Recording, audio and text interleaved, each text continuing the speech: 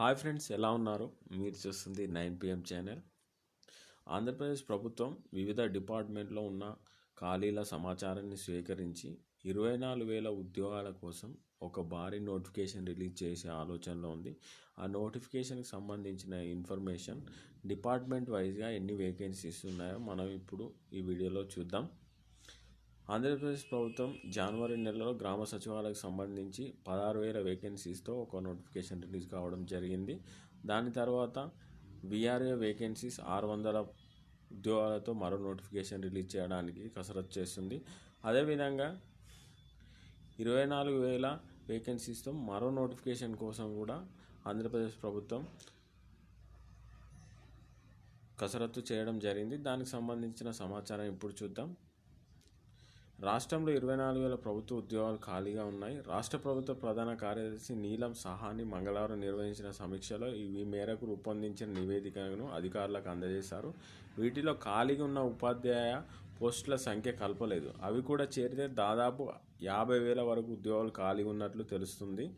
ఇతర ప్రభుత్వ శాఖలకు కూడా భర్తీ చేయాల్సిన ఉద్యోగ వివరాలు సేకరించాలని ఈ సందర్భంగా సిఎస్ ఆదేశించారు.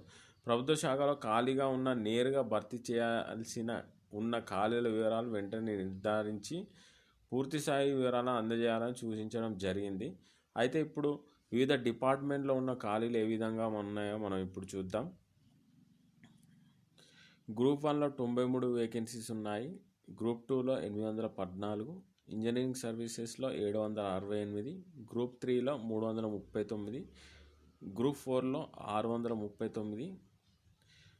మిగతా ఈ కొన్ని వేకెన్సీస్ 2,608 వేకెన్సీస్ ఉండడం జరిగింది. పోలీస్ శాఖలో వచ్చేసి హోమ్ సర్వీసెస్లో 7,740 వేకెన్సీస్, ఇంజనీరింగ్ సర్వీసెస్లో 70, గ్రూప్ 4లో 44 వేకెన్సీస్ ఉన్నాయి.